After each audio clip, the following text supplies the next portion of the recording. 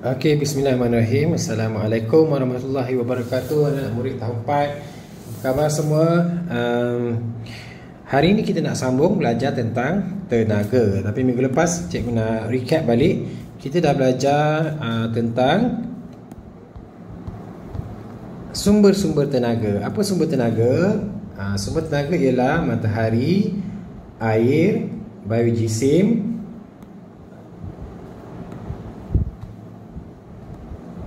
angin, nuklear, bahan api fosil dan juga ombak. Kita juga dah belajar bentuk-bentuk tenaga. Apakah bentuk-bentuk tenaga yang ada? Bentuk tenaga yang ada ialah tenaga suria, tenaga haba, tenaga cahaya, tenaga bunyi, tenaga elektrik, tenaga kimia, tenaga kinetik, tenaga keupayaan dan juga tenaga nuklear. Okey, hari ini cikgu nak ajar tentang perubahan bentuk tenaga. Tenaga boleh berubah daripada satu bentuk kepada bentuk yang lain. Okey, mari perhatikan perubahan bentuk tenaga dalam kehidupan kita. Okey, kita akan tengok perubahan tenaga yang berlaku dalam kehidupan seharian kita. Okey, sebelum kita nak tahu tu, kita kena tahu dulu simbol ni. Simbol anak panah ke kanan bermakna berubah kepada. Simbol tambah bermakna dan. Okey, jadi bila kita tulis macam ni, terus sebut berubah kepada. Bila kita tulis macam ni, terus sebut dan. Berubah kepada dan juga dan. Okey. Dia bagi situasi kat sini. Nombor 1, semasa mengayuh basikal. Semasa mengayuh basikal, tenaga kimia daripada makanan yang dimakan berubah kepada tenaga kinetik. Okay, tenaga kimia berubah kepada tenaga kinetik. Okay. Bila kita makan makanan ni dia ada tenaga, di dalam makanan ada tenaga kimia. Bila kita makan, kita dapatkan tenaga kimia, kita gunakan tenaga kimia tu dan menukarkannya kepada tenaga kinetik ketika kita mengayuh basikal. Okay. Jadi daripada tenaga kimia, daripada makanan yang dimakan, berubah kepada tenaga kinetik. Tenaga daripada makanan yang digunakan dalam pergerakan kaki dan basikal. Maknanya tenaga daripada makanan digunakan dalam pergerakan kaki dan juga pergerakan basikal. Mata kinetik ni ada basikal ni bergerak, kaki kamu pun bergerak, badan kamu ni pun sebenarnya bergerak. Jadi sebarang pergerakan ada tenaga kinetik. Jadi kalau nak tulis perubahan tenaga ni, cikgu tulis kat sini tenaga kimia. Kita makan tadi kan, makanan dapat tenaga dapat daripada tenaga kimia yang kita dapat daripada makanan tu berubah kepada tenaga kinetik. Okey, macam tu tulis dia. Okey, ini yang kuning ni adalah penjelasan dia. Okey, yang nombor 1. Nombor 2, ketika menghidupkan televisyen. Okey, kita onkan televisyen. Ketika menghidupkan televisyen, tenaga elektrik yang digunakan, kita kan guna tenaga elektrik kan, televisyen gunakan tenaga elektrik, berubah kepada tenaga cahaya dan juga tenaga bunyi. Okey. Televisyen ni kita onkan, kita gunakan tenaga elektrik yang kita cocok kat dinding tu dalam litar elektrik televisyen, berubah kepada tenaga cahaya dan tenaga bunyi. Dia berubah kepada dua bentuk tenaga iaitu tenaga cahaya. Televisyen memancarkan imej, kan kita nampak imej pada televisyen, dan juga pada masa yang sama bunyi televisyen ialah tenaga bunyi. Maknanya TV ni dia pertama dia keluarkan cahaya, kedua dalam masa yang sama dia mengeluarkan bunyi. Jadi kamu tulis tenaga elektrik berubah kepada tenaga cahaya dan tenaga bunyi. Okay, contoh yang ketiga, menyalakan api. Kita nyalakan api, nampak? Okey. Semasa api menyala, tenaga kimia yang tersimpan dalam bahan bakar berubah kepada tenaga haba dan tenaga cahaya. Okey, bahan yang kita bakar, contohnya kan biojisim, apa lagi, petroleum, semuanya ada tenaga kimia tersimpan dalam bahan bakar. Tenaga kimia berubah kepada tenaga haba dan tenaga cahaya. Kenapa tenaga haba dan tenaga cahaya? Sebab bila kayu api ni terbakar, api ni menghasilkan haba. Jadi ada dapat haba sebab panas kan. Kedua, dia menghasilkan cahaya juga. Jadi tenaga haba dan tenaga cahaya. Api memancarkan cahaya. Jadi tulislah tenaga kimia yang kamu kena tulis ni, yang dalam petak ni. Yang dalam petak ni ialah yang kamu kena tahu perubahan bentuk tenaga yang ni. Okey.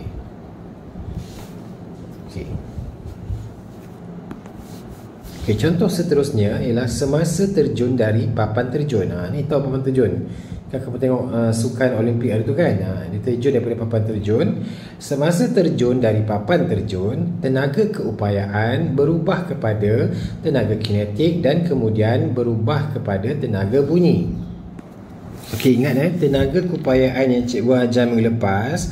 Tenaga keupayaan ialah tenaga yang tersimpan pada objek yang berada pada satu ketinggian, diregangkan atau dimampatkan. Okey, objek ni atau orang ni berada pada satu ketinggian. Jadi bila dia berada pada satu kedudukan yang tinggi, dia mempunyai tenaga keupayaan. Kedudukan penerjun yang tinggi, tenaga asal dia adalah tenaga keupayaan. Okey. Jadi dia pun melompat. Bila dia melompat, sedang bergerak dia bergerak kan, bergerak ke bawah. Apabila ada satu pergerakan, jadi pergerakan penerjun kita namakan tenaga tu ialah tenaga kinetik sebab dia sedang bergerak. Lepas tu sampai bawah, bunyi splash kan, bunyi percikan air. Percikan air ada tenaga tu pun berubah menjadi tenaga bunyi. Tenaga keupayaan tadi kat atas ni berubah kepada tenaga kinetik sebab dia bergerak. Last kali kat sini bunyi splash kan. Jadi bunyi percikan air dia berubah lagi kepada bunyi percikan air.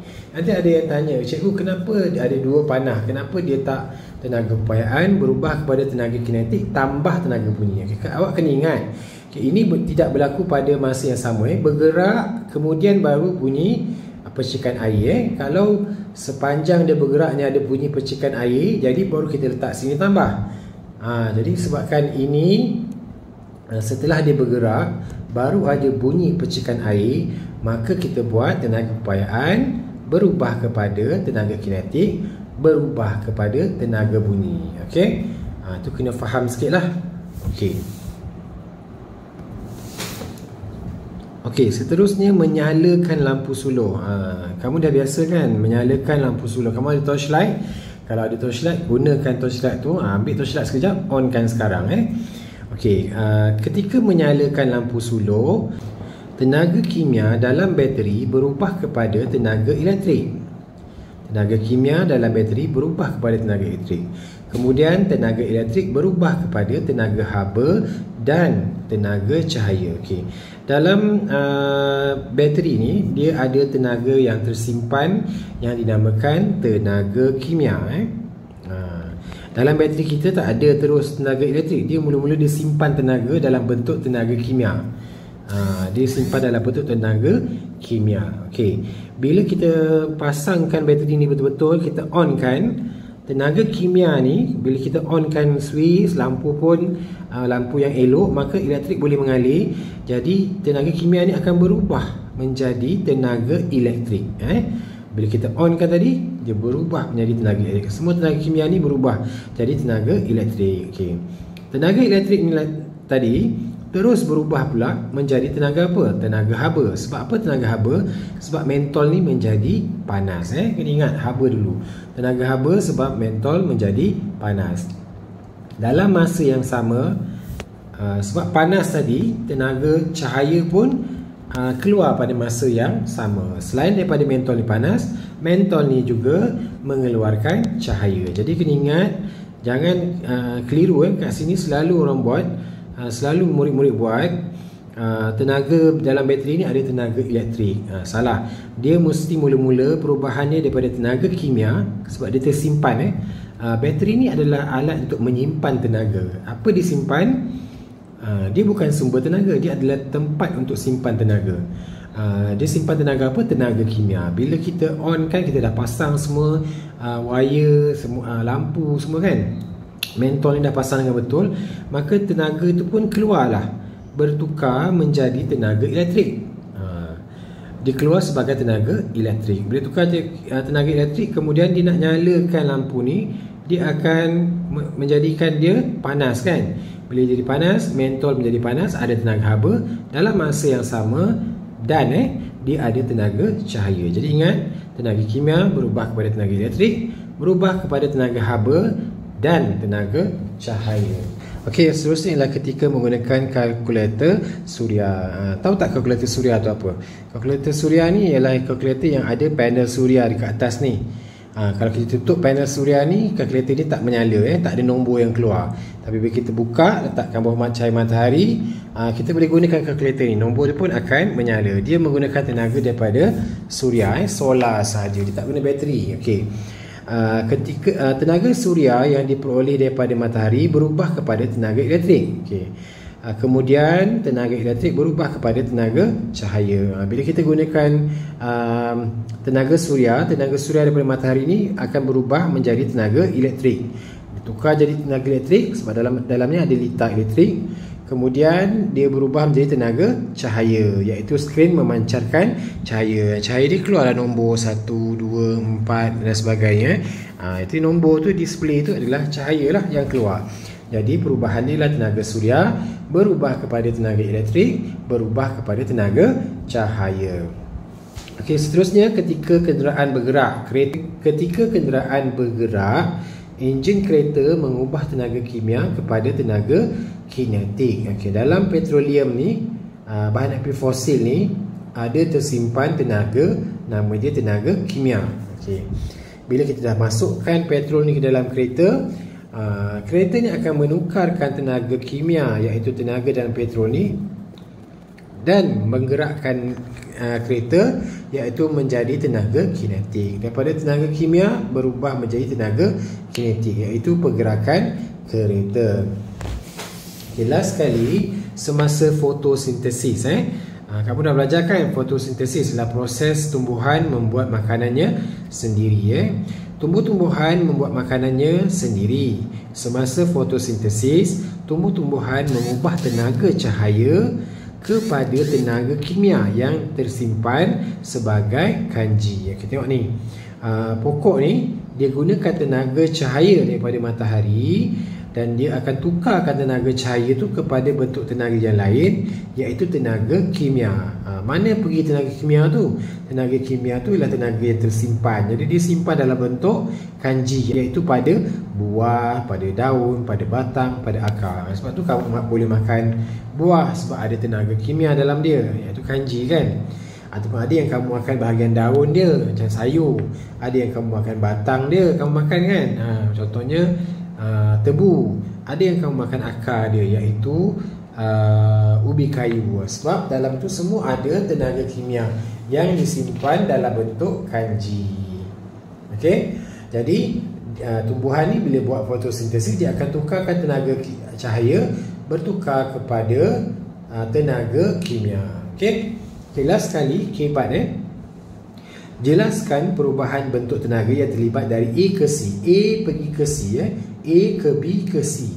A ni bila tengok yang main skateboard ni, bila dia ada pada satu kedudukan atau kedudukan yang tinggi, dia ada tenaga apa? Kedudukan yang tinggi. Sama macam penerjun tadi, dia ada tenaga keupayaan. Okey. Ataupun kita namakan dalam bahasa kita panggil potential energy, tenaga potensi. Bila dia duduk kat atas ni, dia ada potensi untuk dia punya tenaga potensinya. Maksudnya bila dia start menggelongsor ke sini, tenaga keupayaan tu terus bertukar. Dia bergerak kan. Bila dia bergerak ke bawah ni, dia bertukar menjadi tenaga apa? Bila bergerak, satu benda yang bergerak, tenaga kinetik. Ingat tenaga benda yang bergerak semuanya kinetik. Kipas bergerak ada tenaga kinetik. Orang bergerak ada tenaga kinetik. Roda bergerak, kereta bergerak, semua ada tenaga kinetik. Sebarang bentuk pergerakan ada tenaga kinetik. Okey. Dah dia bergerak ni sampai ke B, dia terus bergerak sampai ke C, dan akhirnya dia berhenti dekat C ni. Dia duduk, dia berdiri balik kat C ni. Pergerakan dah tak ada, dia dah berdiri kat sini. Apa jadi? Tenaga kinetik tadi bertukar pula, berubah kepada dia kan duduk kepada pendidikan yang tinggi semula seperti A tadi, berubah kepada tenaga keupayaan semula. Keupayaan Jadi tenaga keupayaan berubah kepada tenaga kinetik, berubah kepada tenaga keupayaan. Okey, ingat kamu kena tahu perubahan bentuk tenaga. Tenaga ni sentiasa berubah-ubah bentuk. Contohnya, cikgu makan pagi tadi, cikgu dapat tenaga kimia. Sekarang cikgu sudah mengajar awak, cikgu sudah bercakap, tenaga kimia ditukarkan kepada tenaga bunyi. Okey, faham? Okey, Assalamualaikum warahmatullahi wabarakatuh.